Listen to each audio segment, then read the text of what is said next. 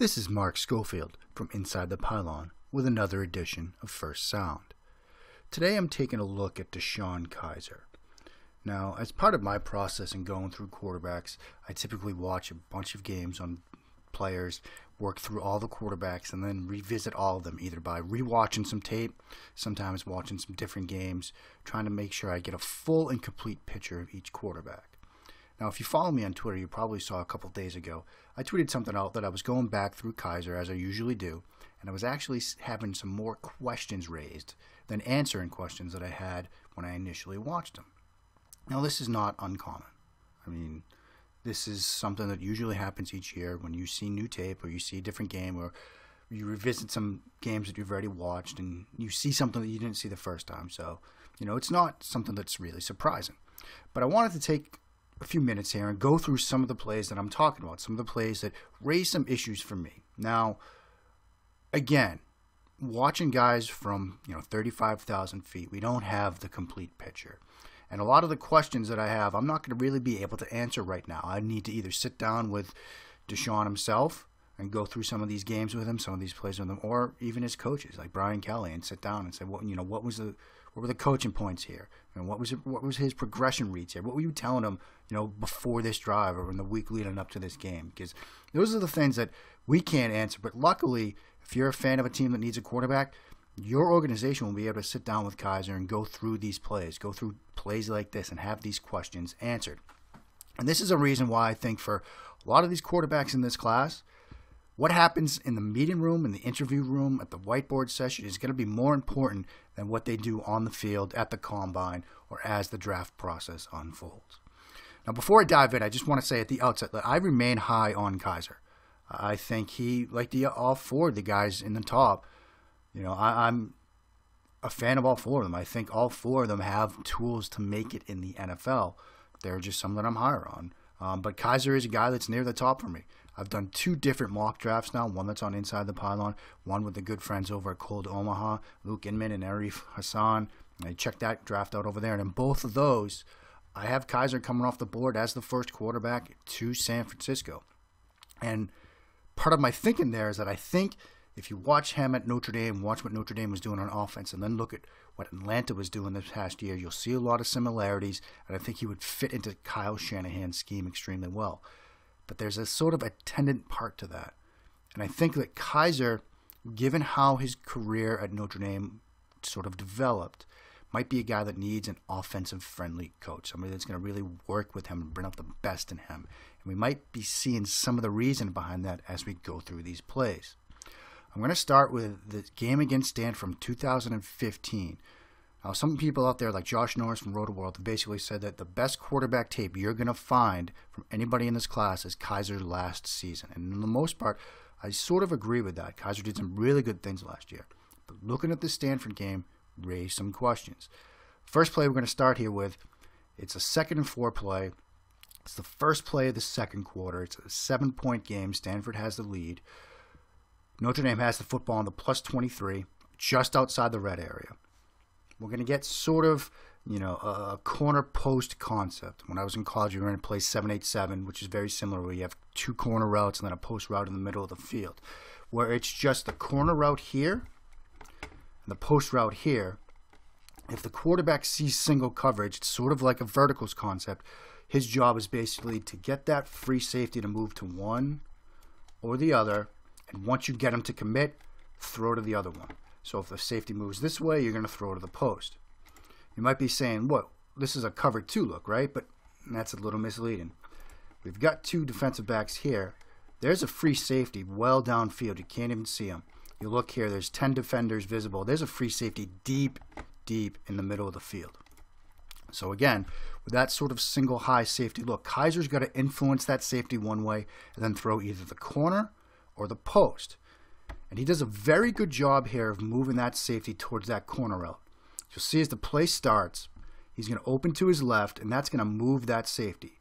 See right there, Kizer looking at that corner route.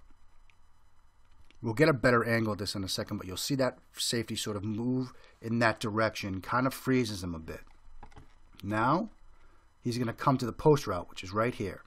This is a good post route with a dyno stem, Mike Nuttall over at Inside the Pylon, he took a look at this play as well. Even noticed a little subtle move to the inside, then the dyno stem, and then back to the post. It's a really good route. See, now he comes back. You can't see the free safety, but the post route has inside leverage. And Kizer, he's ready to throw this. But he pulls it down. Here's another look at it. See, here's that free safety. We're going to get corner route here and that post route here.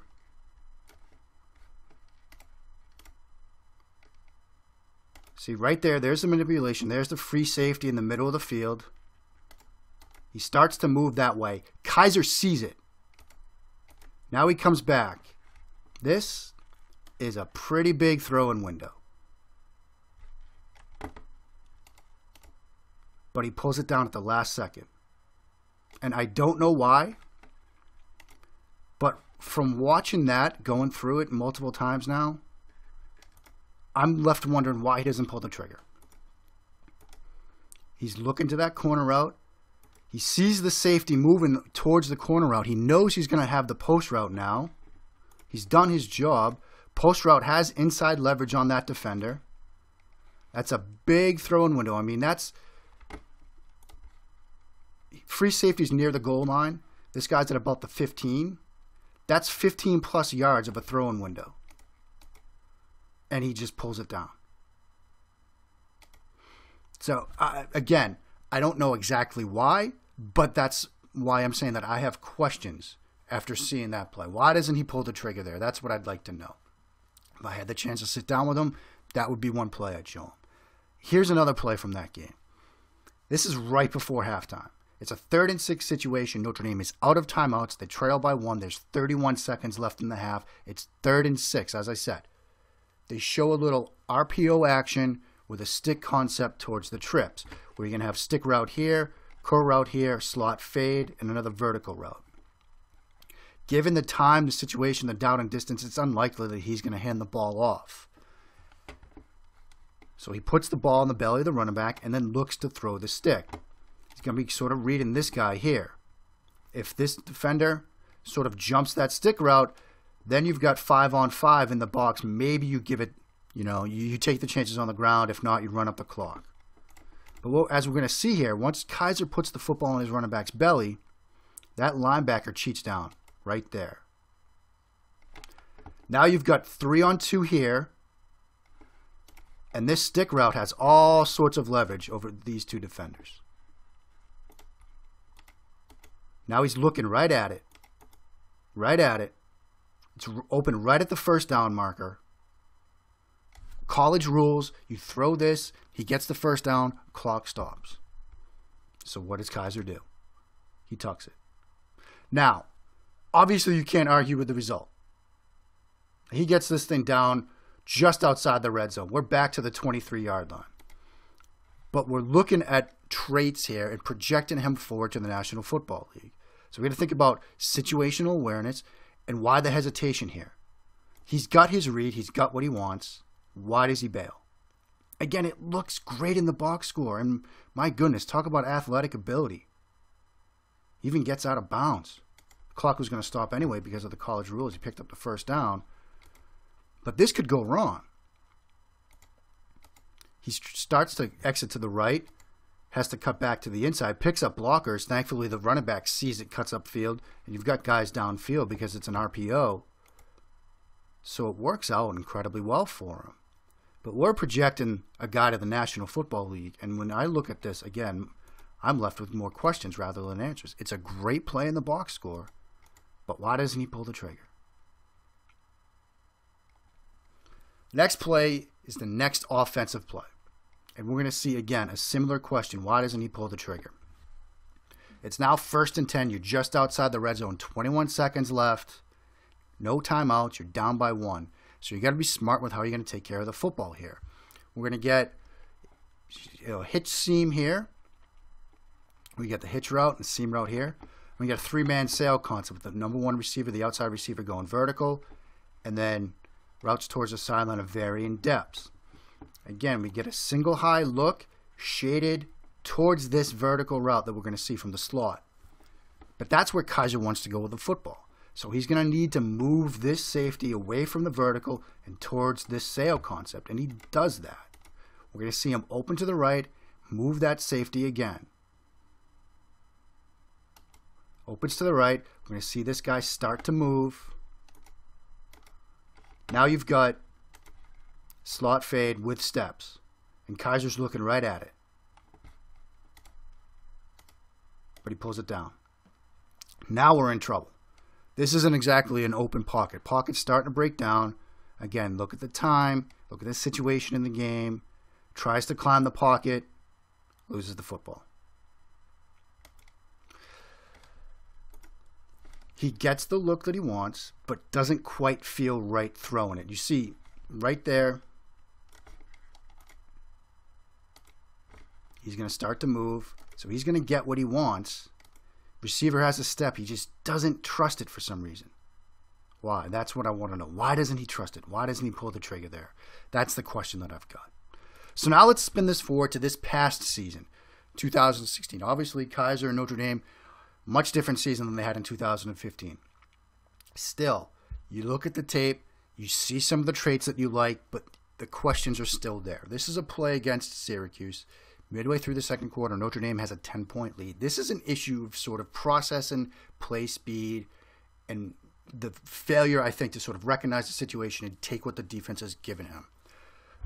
Red zone play, it's 2nd and goal on the 6. We're going to get dual, flat 7 smash concepts. We get corner route here, flat route from the running back.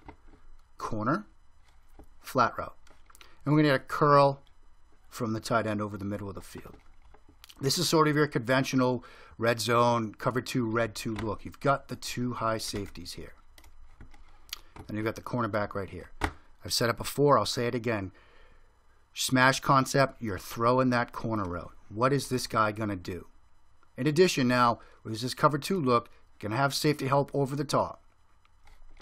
So what Kizer's going to see is, if this guy squats on that flat route, you'll have a chance to throw the corner route. But if he drops, that plus safety help, it's going to take that away. You need to get off of that quickly, and if that's what you see, get the ball into the flat, let this guy make a play. And that's exactly what's going to happen. Kizer takes a snap and opens to his left. Corner opens his hips. He starts to drop. Safety is going to rotate over. Right there. Protection starts to break down. That's going to become an issue in a second. But right now, Kizer needs to get this ball out to the flat, because this situation is not going to improve. He is bracketed by the safety, who's now off the screen, and the corner. This guy is wide open in the flat. You're up 10. It's 2nd and goal. Just take that. He doesn't, and he waits on it, and now he gets into trouble. And that's sort of the issue that I have with this play, because, again, that situation with this corner route, it's not going to get better. There is no sense waiting on this.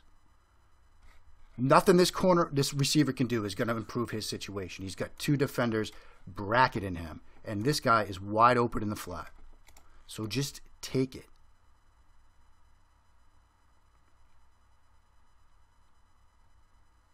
He takes the sack, and they get pushed out of field goal range eventually.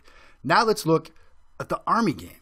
And I can hear people wondering, why in the world are you going to look at tape of Notre Dame against Army? Well, I try to look at tape across the spectrum, whether it's against stiff competition, against lower level competition, home, road, whatever.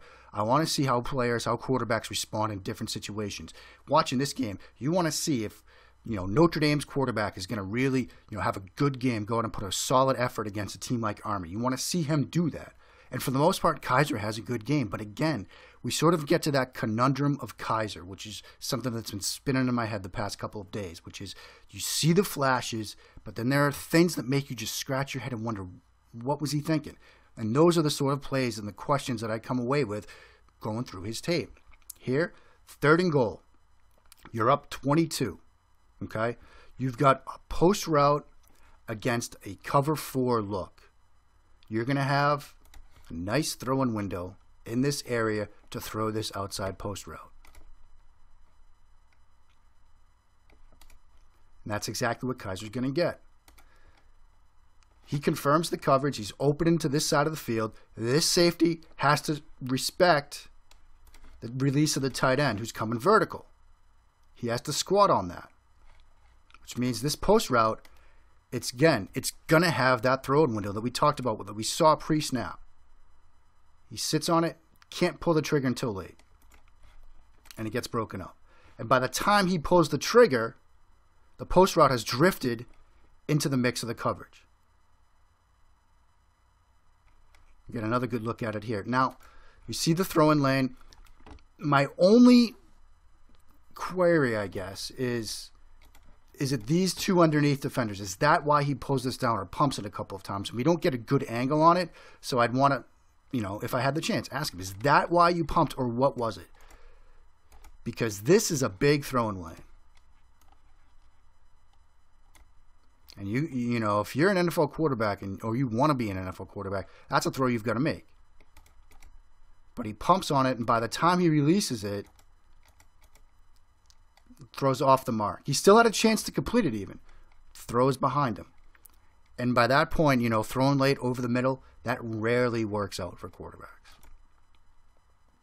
Now let's look, I wanted to throw in one play of Kizer's that I love from this game, and it's just a subtle little play, but it's one of the things that he does extremely well, which is sort of handing in the pocket, keeping his eyes downfield, not getting flustered by what's happening around him or at his feet, and making throws down the middle of the field into that intermediate range where NFL teams sort of need to make plays to keep drives going. Here, we're going to see from his tight end here, out of this bunch, sort of late in cut. And we're going to get sort of a looped stunt. There's going to be pressure around him. You see this loop stunt here and here. He knows it. Both these guys are basically unblocked at this point. He knows at least this guy's coming, but he doesn't flinch. Just sits in there. Perfect placement. Nice little rifle shot there. I mean, that's a great throw. That's one of those, okay, I can see that on Sundays. But then back to the conundrum of Kizer. A few plays later, you've got a 32-point lead late in the third quarter. This is your chance to put this game away, go grab a seat on the bench, rest up for next week, right?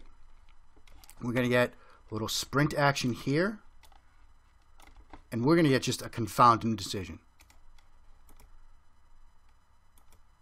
Starts to roll out, really doesn't have, you can tell he doesn't like what he sees, and makes this throw. Throws basically into triple coverage. Here's a look at it. You can see you've got two defenders here, underneath defender. This receiver's coming to the flat. This receiver's going to be the one that squats right there. There is the briefest of moments where this is open, right here. And that ball has to be out now if you're going to throw this, because you wait two more steps. Now this guy's driving on it. Everything happens faster in the red zone. You're constricted. The field is smaller, so the decisions have to be faster. And by waiting just that little bit, Kizer gives this defender a chance to jump this route. You can't hesitate in the red zone. If you hesitate, you're dead. Here it is.